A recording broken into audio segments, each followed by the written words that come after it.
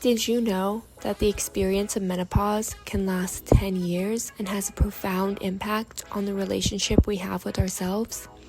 Welcome to Normalize the Conversation. I'm your host, Francesca Regeter, and today I'm joined by the Midlife Whisperer, Dr. Ellen Albertson. In today's episode, we're discussing the challenges of midlife and menopause, exploring the hormonal and internal shifts that occur. We'll delve into the emotions of guilt and shame that can surface during this time and discover the powerful intersection of self-compassion, self-love, and self-care as we navigate these changes. Join us as Dr. Albertson empowers you on your journey through midlife and beyond. Thank you so much for joining me today. I am really excited for our conversation. But before we begin, I really just want to check in with you. How are you really?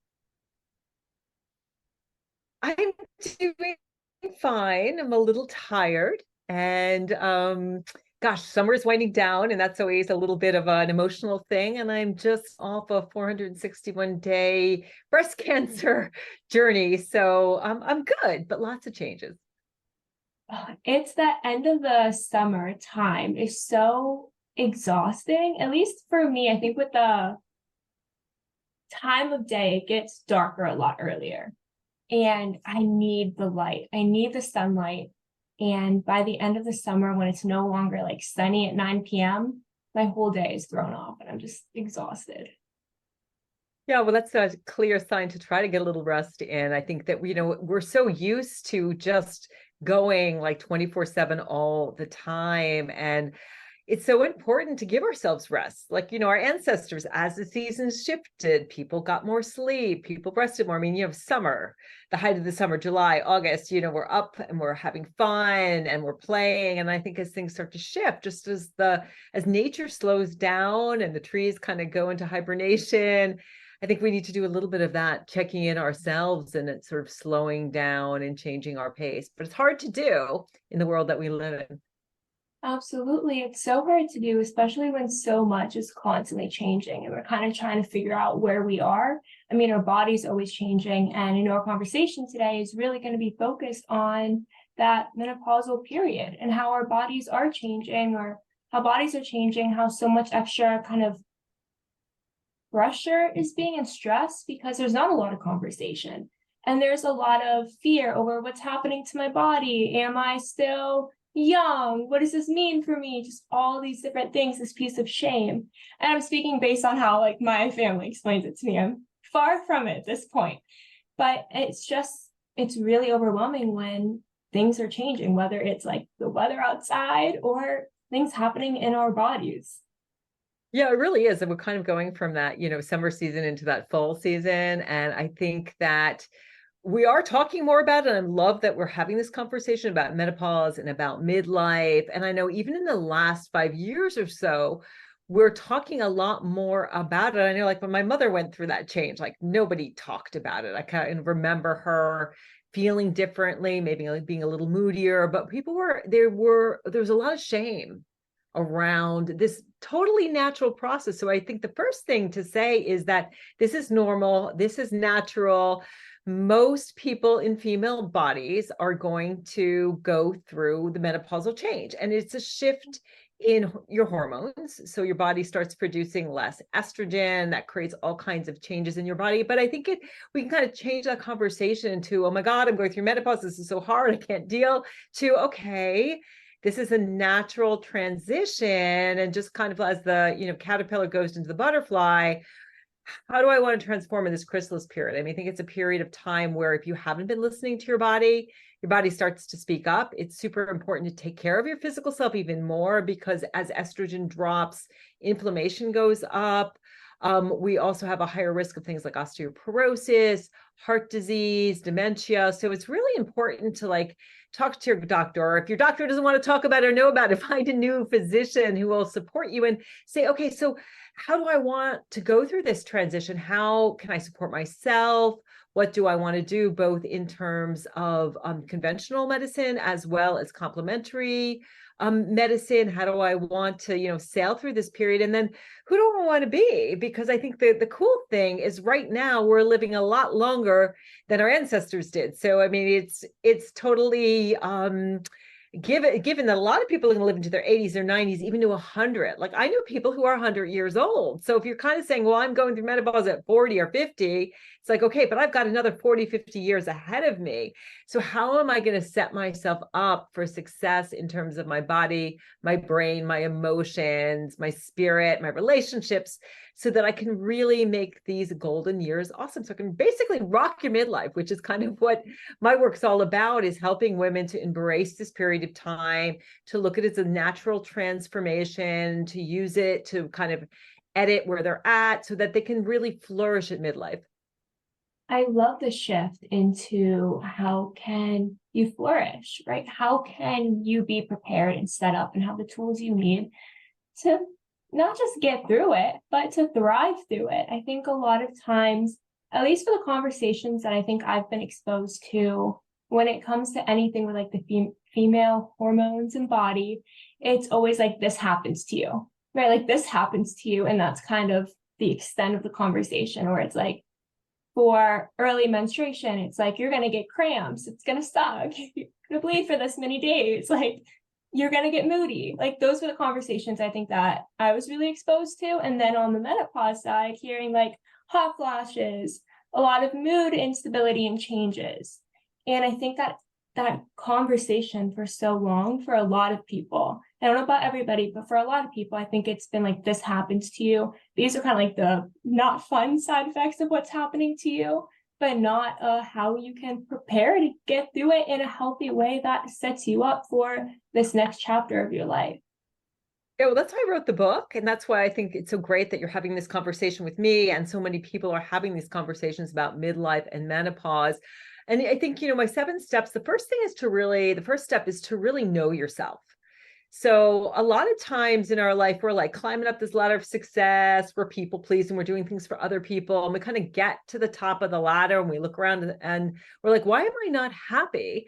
It's because our ladder is up against the wrong building. And I think menopause is, midlife is this great time. And at all times in your life, if you're finding that you're not happy, like, are you on your own path, right? If you know yourself and you're on your right path, you're climbing up this ladder of success, you're moving forward with your dreams and your goals, but it's up against the right building. I know for myself, so much of the early part of my life, I was like doing all of these things that I thought like society said, you're supposed to do these things, or I thought make my parents proud, or, you look at social media and you think, well, this is what being happy is about. And you're the only one who can figure out what happy means for you. And so you've got to really know yourself, know your strengths, your genius zones, your weaknesses as well. Like, what are you awesome at? What do you need some help with? What would you do all day if you could?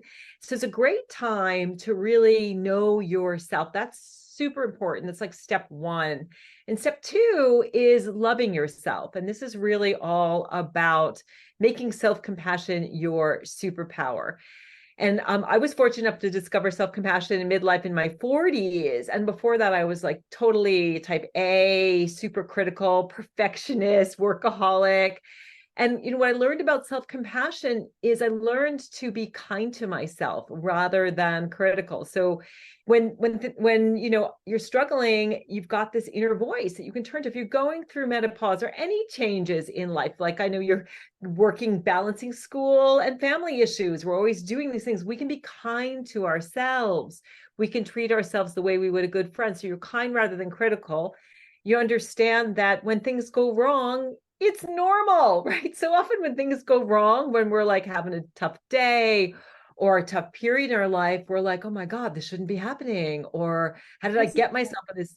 Yeah, we beat ourselves up, right? And then with self-compassion, you realize, oh, common humanity, making mistakes, things going wrong, it's normal. It's part of being human. And so you don't feel so isolated and alone.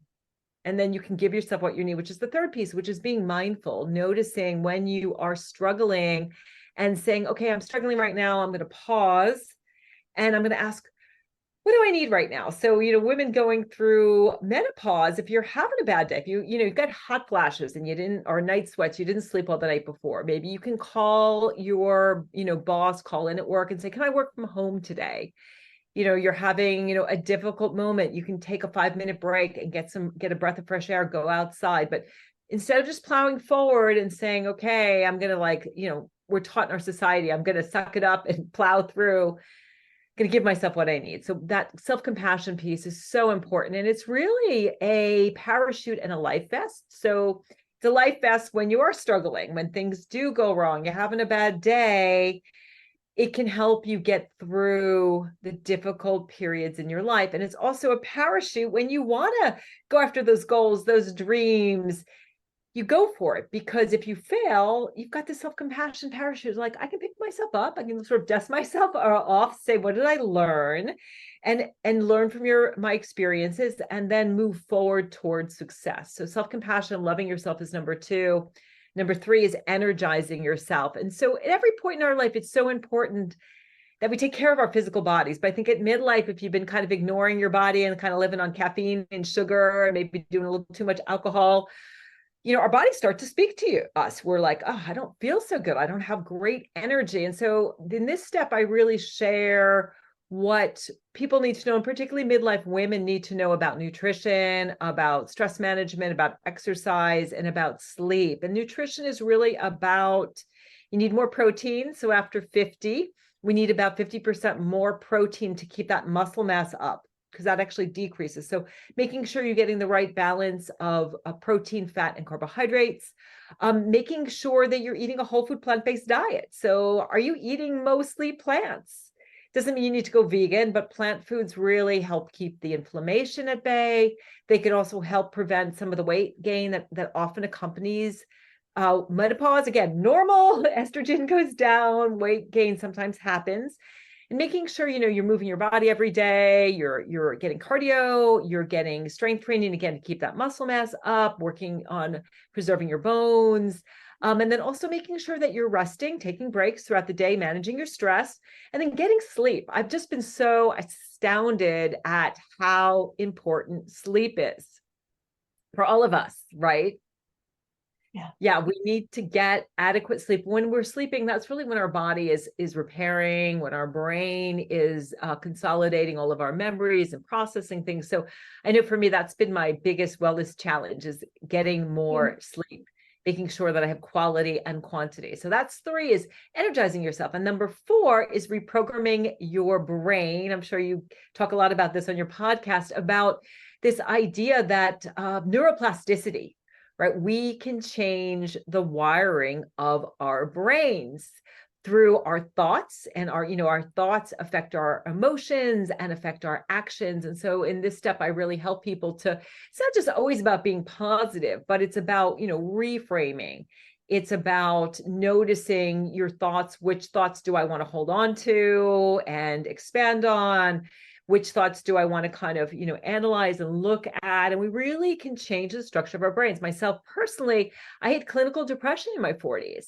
Yeah, I was taking antidepressants, which I totally support people who are going through depression. It's one of many things to help you, but I now are no longer on them. I don't have depression anymore because I've reprogrammed my brain through self-compassion, meditation, working on my mindset. So reprogramming your brain to feel good. And then number 5 is empower yourself, because what happens is you start to feel authentic, right? You're being your true self, yourself, you're starting to love yourself and practice self-compassion.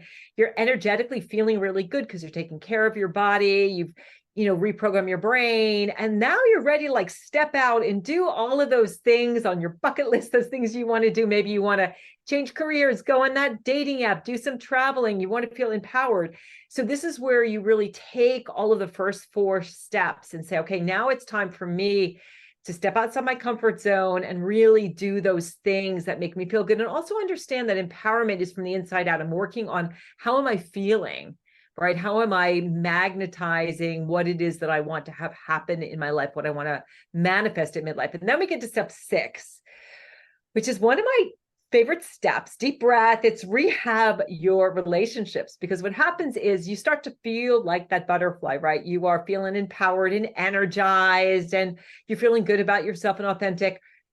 But the people in your life, they're like, no, you're still the caterpillar. They literally will see you as the caterpillar, because we see things as we are, not as they really are. And what that can do is they can try to pull you back into your former self, because you could be like a threat to them, or you don't fit in with where they're at. I mean, I know a lot of women I work with, maybe they're making some big changes in their life, and a lot of people in their life are not on board with the changes. So this is where you learn things like creating boundaries and letting that people pleaser, that good girl go. Actually, people create a personal bill of rights around what they're going to stand for. Like, I deserve to love myself. I deserve to express my emotions. I deserve to be able to do self-care and take care of myself. And then I teach people something called non-violent communications, which is a technique where you are able to express how you are feeling, be objective about what's going on, and then ask to get your needs met. So that's rehab your relationships. And then finally, ta-da, we get to the mountaintop, and it's about enlightening yourself, which is really not, it can be about, your spiritual practices, but it's really about finding purpose and meaning in your life. But the cool thing about the steps is you can enter anywhere you'd like. So you can start, with step 1, authenticity. Personally, I started with self-compassion. I was fortunate enough to find this practice as part of my research for my dissertation. And that was like 10 years ago, and it changed my life. And so, but you can start anywhere. But the point is just to start, right? If you're feeling really stuck, and I think that happens at midlife, women I talk to are just feeling so incredibly stuck. They don't know what to do. And so they kind of are, procrastinating, or, they're trying to like be their former self. And so just start with one thing. I think the loving yourself piece, the learning self-compassion, just to say, man, I'm having hot flashes today. I don't feel like myself today, but I'm here for me. And saying, if I had a good friend who was going through menopause, what would I say to her? How would I treat her? And then seeing, can I treat myself in the same way? But I think the self-compassion piece is a beautiful place to start. Whether you're going through menopause or not, if you want transformation, starting with that self-love and becoming that supportive presence in your own life. And of course, getting a coach or a therapist is always powerful too. If you're feeling stuck, a good coach, a good therapist can get you from A to Z a lot faster than you can yourself. Absolutely. And we're, like you said in the beginning, we're conditioned.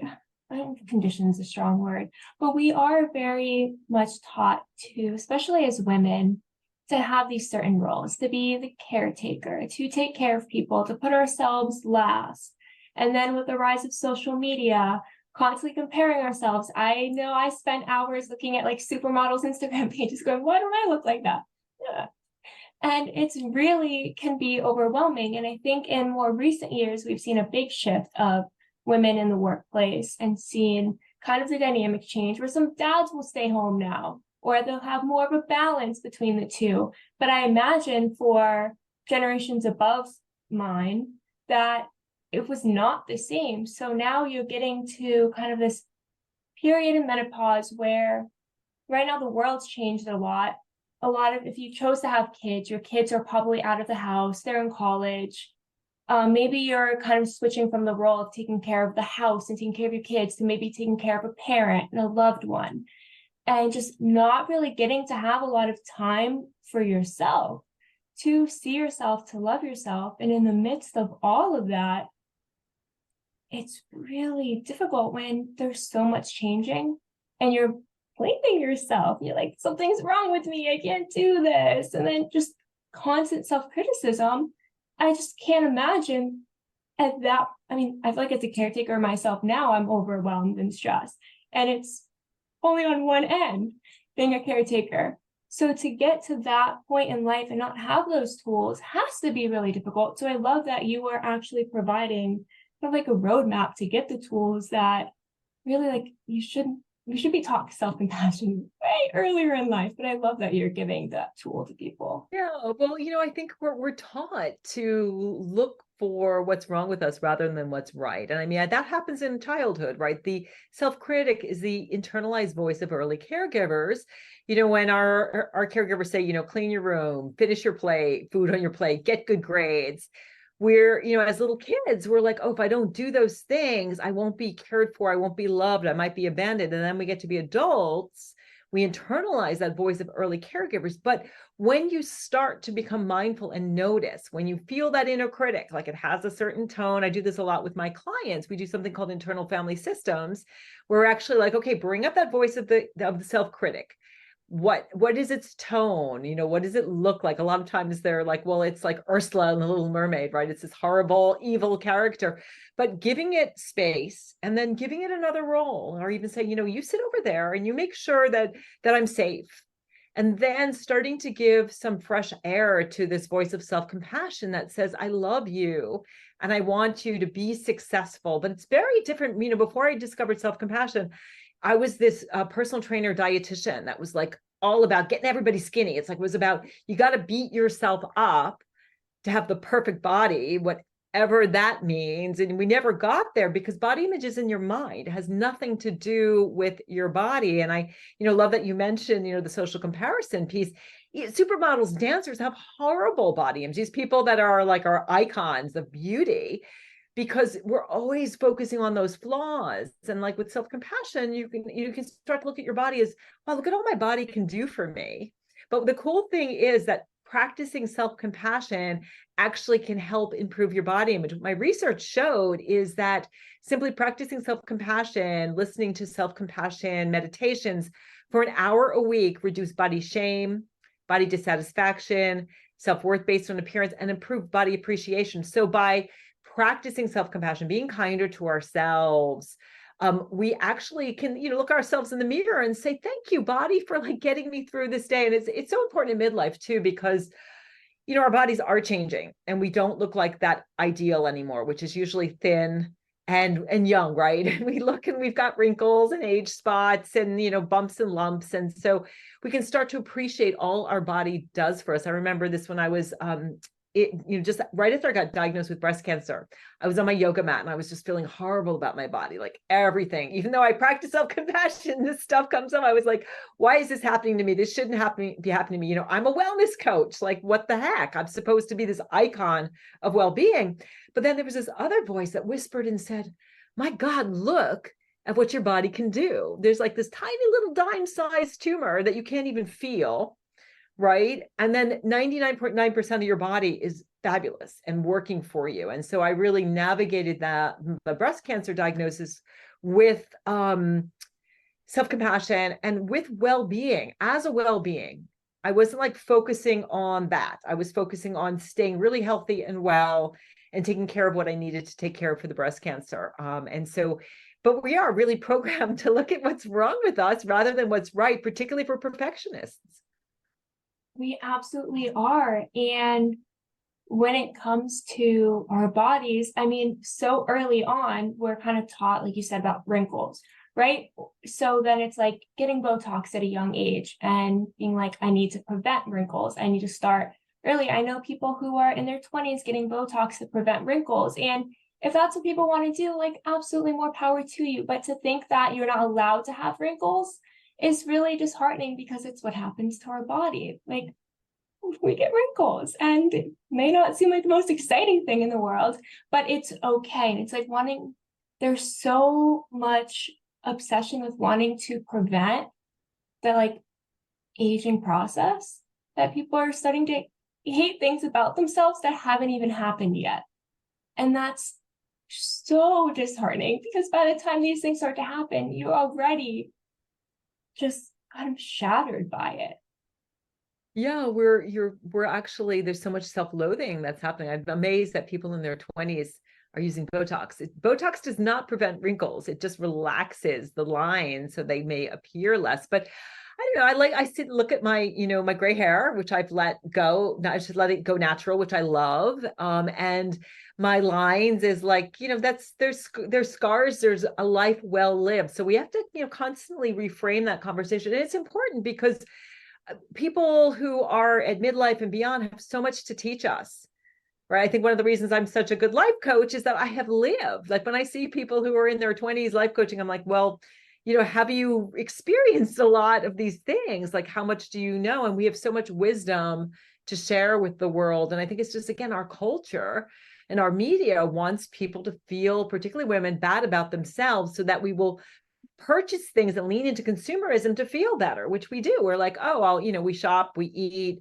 we drink, we game, we do all of these things. We do Netflix because we're trying to distract ourselves from what's bothering us. If we felt good about ourselves, if we were our own best friend, we wouldn't need to run to stuff to feel better. And the problem is when we run to stuff, when we do the emotional eating or the drinking or the TV, all of those things, not only have we engaged in a dysfunctional behavior that we might feel guilty and bad about, but we're not addressing the issue. So if you're feeling, not great about how you're aging, explore that with, a coach, with a therapist, and think about, how can I feel better about myself?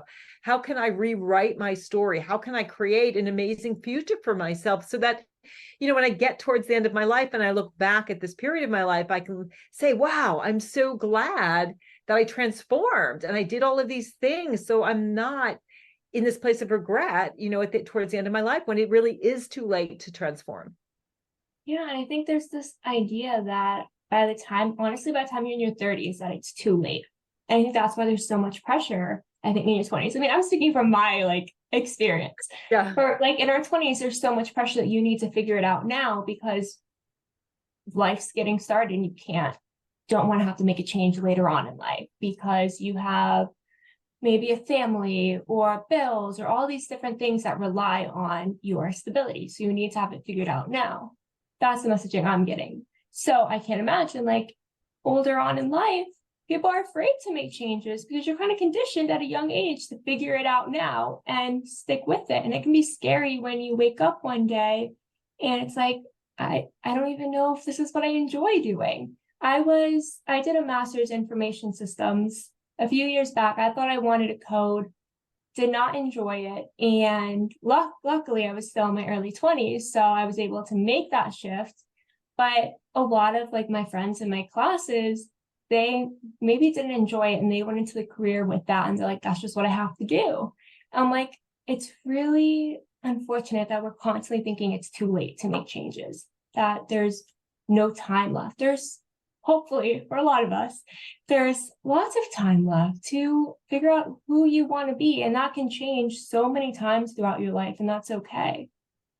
Yeah, that's a great point. And it's really important to figure out, again, that authenticity and what's really going to make you happy. Because what I find a lot is that women get to midlife and they have a career and they put 20 years into it. And they're like, I don't want to do this anymore. I can't do this anymore. So what I share, with my kids and people in your generation is figure out what it is you're really going to like to do. Like myself, I went to an Ivy League and I majored in economics. And it's like, I'm not interested in economics, right? I kind of wasted aspects of my education. So it is really important to give yourself permission, but there is a lot of pressure to figure all of that out. And I guess I'm here to say, we never fully figure it out. We are always works in progress. I think no matter how old we get, I know I'm still growing, changing, learning, expanding, and trying to do things in new ways. But I think that piece too that isn't one of those steps, but learning to listen to your intuition. I think in our culture, we're so taught to lean into this left brain. So to lean into our intellectual brain, and we really turn off this creative, intuitive side that can help us to navigate which direction to go into. Yes, we're taught to be so kind of logical and everything. And it's really great to make decisions based on looking at your resources, right? That's a very important piece to look at. But I also think that if your gut's telling you to do something, it's worth listening to. And maybe you aren't in the position where you can jump all in right now, but maybe there's something small that you can do, right? A step you can take toward what you want. So I think a lot of people just completely write it off because they're like, I'm just not in the position yet.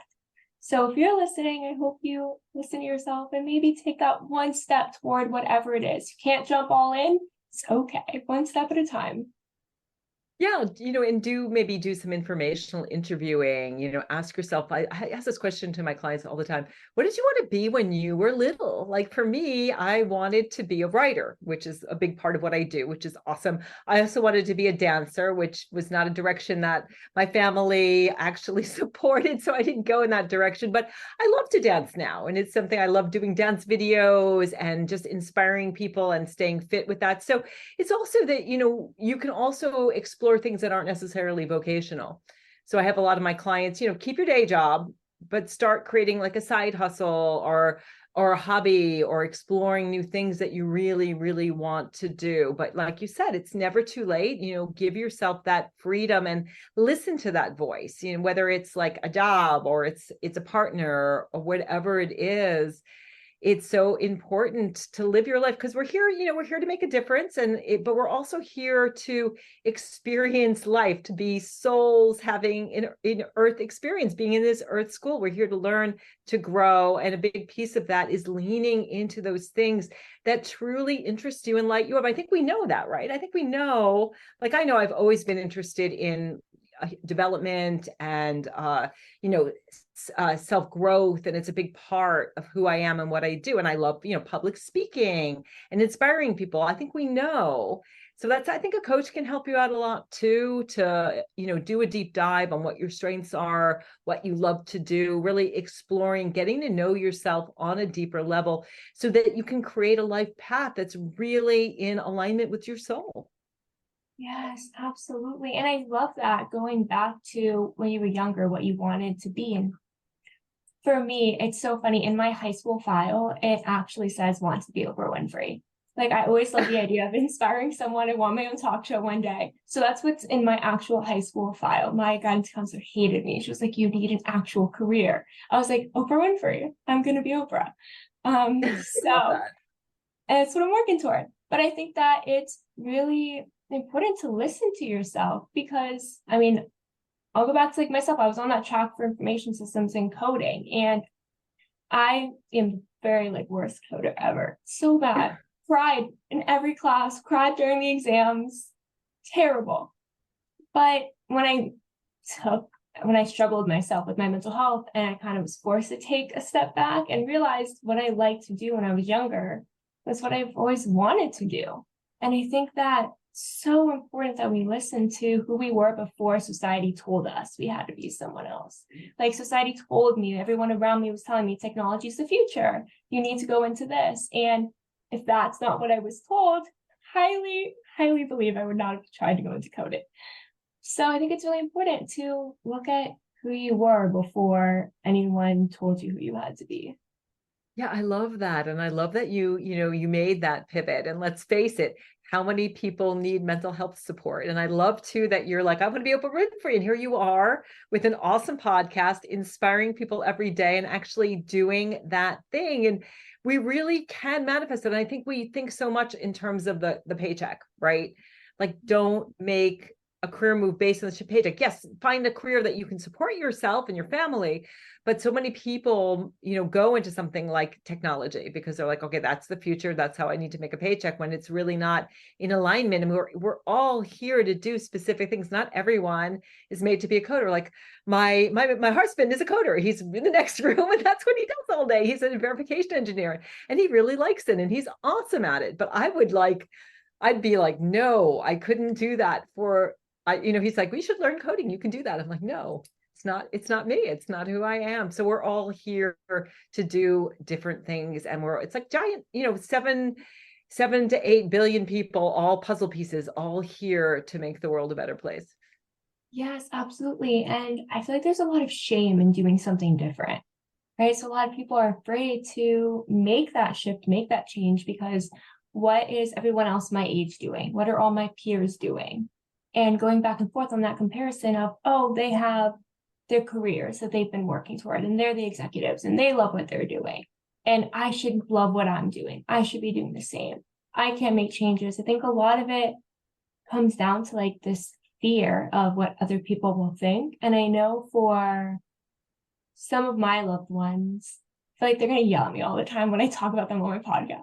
But like some of my loved ones, they're like, I just don't know if I can make a change because everyone my age is doing this. Like, this is what I'm supposed to be doing. I'm supposed to continue on in this career path. I'm supposed to stay with the job, stick it out, and just retire in my 60s. And that's it. And it's like, that's one really, really great path. If that's what you want to do, that's what you should do.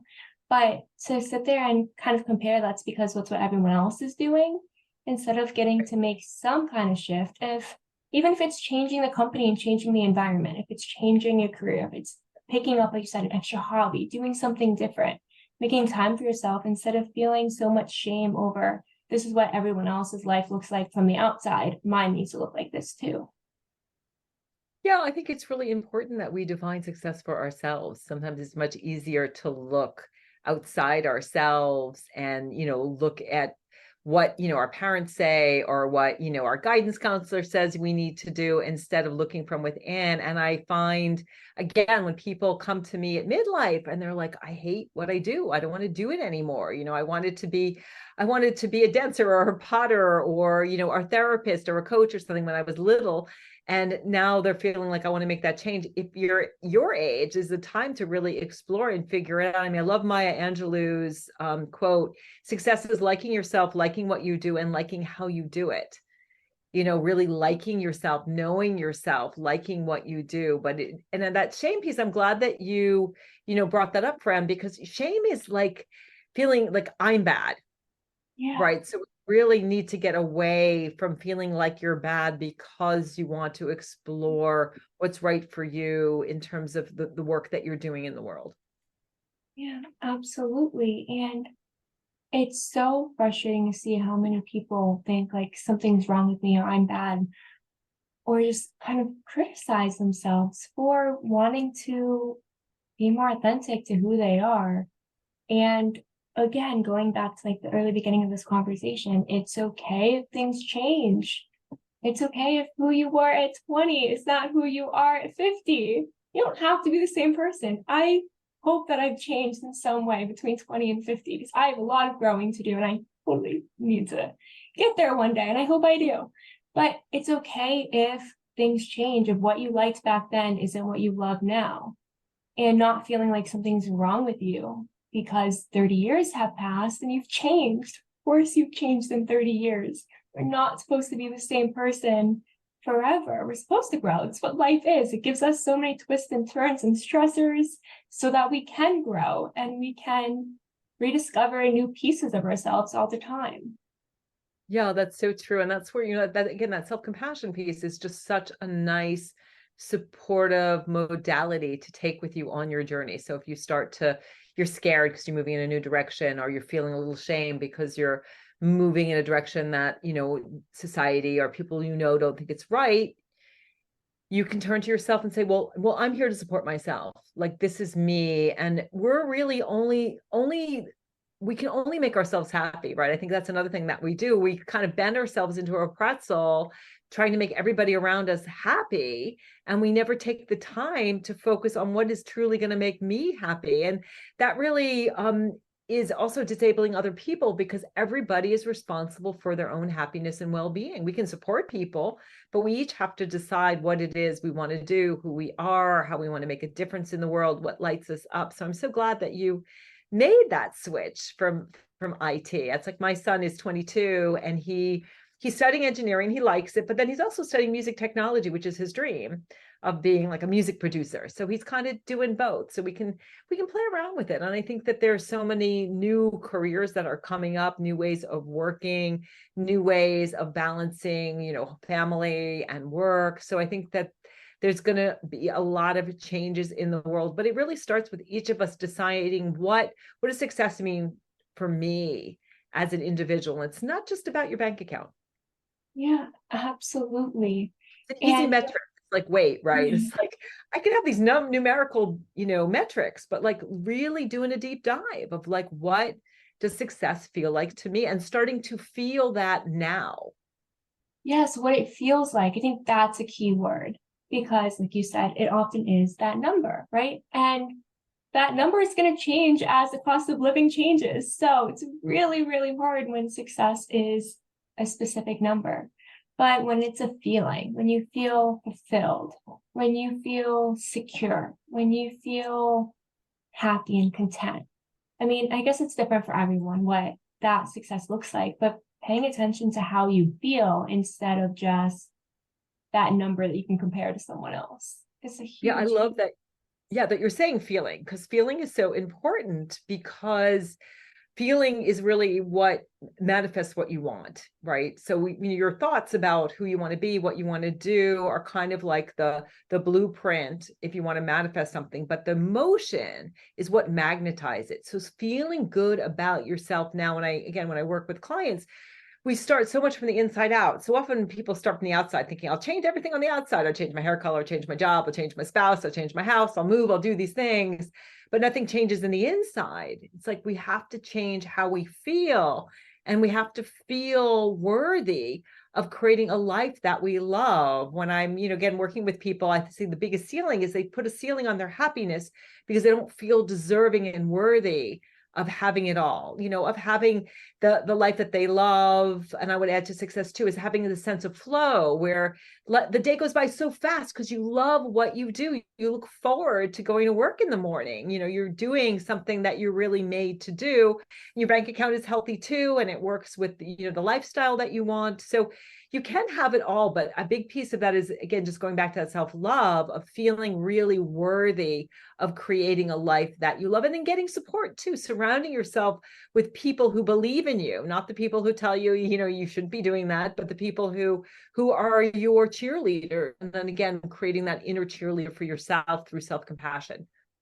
Absolutely. It's so important to form that inner cheerleader and to be able to love yourself, because it's so difficult. I'll say for my mom, she spent, I don't know, the last 25 years, I'm 25. So the last 25 years where her happiness was dependent on if I was happy. If I was sad, she was sad. If my brother was sad, she was sad. We were happy, she was happy. And her entire day was structured around us, right? Making sure we were at school, making sure we had food, making sure we were at our sports practices, getting to work in between and figuring it all out. And then suddenly now she's in her 50s and both of her kids have moved out of the house and we're in school and we're not there every day for her to kind of structure her life around. And she's learning to find happiness outside of our emotions. And that has to be so difficult, because when for so long, you're kind of conditioned to take care of everyone else and everything else and never listen to yourself.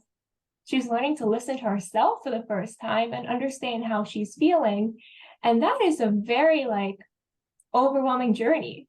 And I love that I get to witness it with her, because I'm learning that I should always pay attention to my emotions throughout life, and that how much she really put into her happiness, into how I was feeling, which is amazing. But it is so important, I think, to find happiness and compassion for yourself instead of compassion for every single person around you, and never putting any time and effort into acknowledging yourself and supporting yourself.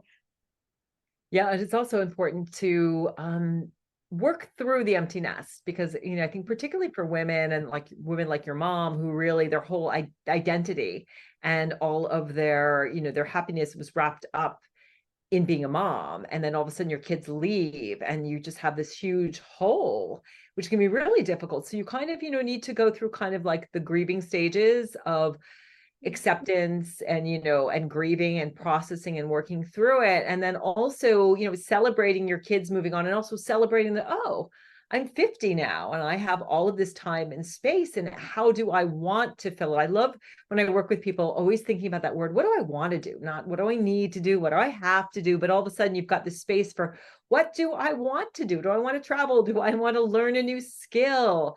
Do I want to redecorate that bedroom and turn it into a craft room? What is it that would really make me happy? And I think that can be hard a lot of times when women go there. I'm sure men too, but the guilt comes up, right? When we start to really do things for ourselves. And so to start to understand that, guilt is an emotion, and to kind of let it be like Teflon and say, okay, guilt's trying to help me, but is this in alignment with my values? Like, there's nothing wrong with me traveling, decorating the bedroom, doing new hobbies, doing more of what I love. And so processing that, because I think if we spend our lives doing everything for everybody else, all of a sudden, when we put ourselves first and think, what do I want to do? The guilt can come up and it can really freeze us unless we get really mindful and start to work through it. Yes. And then there's this idea that putting yourself first is selfish. So it's like the first time in your life, you're putting yourself first. And it's like, oh, I'm being so selfish. Why am I acting this way? And I know, like, for my mom, she's like, I just need to be selfish right now. And I'm like, yes, but no. I'm like, you don't have to word it that way because it's not being selfish. Putting yourself first and exploring what you enjoy doing and doing things that you enjoy is not being selfish.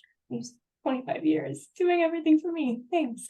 But like, it's not being selfish. And I think that's a key word that people have attached to putting themselves first and taking care of themselves and their own happiness, is that it's selfish. So then, of course, you feel guilty when you think that selfish has become such a negative term. So of course you feel guilty if you think you're doing something wrong, when it's like something you need to do. Like, you deserve to put yourself first. Yeah, it's something that we want to do too. And you're actually doing your family a favor if you're taking care of yourself. And it doesn't need to be crazy. It's not like self-care is all about, massages and mani-pedis. It can just be like micro things you do throughout your day. Even staying, starting your day and saying, I'm just going to like lie here in bed for 30 seconds and just enjoy the sensation of, feeling the bed and doing a little gratitude. And I'm going to just enjoy my shower in the morning, maybe get a beautiful soap and enjoy my ride to work, listen to nice music or appreciate nature. I'm going to take a walk at lunchtime, or I'm going to, take little micro breaks throughout my day. I'm going to enjoy my meal and fix myself beautiful, healthy food. So, self-care is really, it's a practice, and we shouldn't feel selfish about doing it. It's like so important that we're nourishing our body, our mind, our heart, and our spirits. Yes, exactly. And like you said, it can be so many just small things that we do. It can be, like you said, sleeping for a few more minutes, giving yourself some extra time. It can be a cup of tea before bed. It can be a phone call with someone. It can be a walk. It can be snuggling with your dog. It can be anything you want it to be that makes you feel good. And it's just adding that intention to it, right? It's adding that piece of intention. I'm doing this for me to help myself feel better, to help myself feel more calm and present in the moment. Whatever it is your intention is, it doesn't have to be like what social media showed us. It doesn't have to be going for expensive massages and facials and spending thousands of dollars on skincare. It can be something as simple as, I'm going to just take 30 minutes, unplug, and have a cup of tea before bed. Right. Or I'm just going to stay hydrated. I'm just going to or I'm going to get myself a standing desk and make sure that I move throughout my day. So, and I love that you mentioned that intention piece. So if we do the self-care with this intention of practicing self-compassion, giving ourselves what we need, it kind of elevates the practice even more. Absolutely, it does. And as we are wrapping up, what is one piece of advice you could offer someone a woman who's in that 40s and 50s, starting to go through menopause, feeling maybe a little lost in who they are, who they want to be, what their next steps are? What's one piece of advice you could share with them? Yeah, I would say accept yourself where you are and know that this is normal. There's nothing wrong with you. It's not, I think someone's medicalized menopause, but it's not a medical thing. It's a perfectly normal transition, and get some support, find an OBGYN. Personally, I have had a lot of people who've had great success with hormone replacement therapy. That's a decision you need to make yourself with your physician, but there is so much information and so much help out there. Diet makes a huge difference. Movement makes a huge difference. If you're suffering, you don't have to suffer. There's so many ways that you can take care of yourself and your body. And we're getting so much more information about it. People can go to the National Menopause Foundation, the North American Menopause Association, has physicians who specialize in menopause. Certainly people can reach out to me at themidlifewhisperer.com if they want to work with a coach who really specializes in the midlife, transformation. But you don't have to suffer. It's normal, but you don't have to okay, I'm just going to grin and bear it, because honestly, it can be 10 years. I mean, we can start the perimenopause. Menopause is the moment when we've gone a year without having a period. So we can, start to experience this hormone fluctuations years before we actually have that stop. And so there's so much, and it's also really important to take care of your body, because those changes in estrogen actually determine your future in terms of how healthy you are. So get some support. I know that wasn't just one thing, but it's normal. Get support, get more information, and please don't feel ashamed, like it's something that you have to duck and cover. I think that's something our moms did. Nobody talked about it, and we're talking about it and we're normalizing it. And there's a ton of information and support out there for you. You are absolutely amazing. One more time, can you share your website, where people can purchase your book, listen to your podcast, connect with you? Sure. Well, it's themidlifewhisperer.com. That's themidlifewhisperer.com.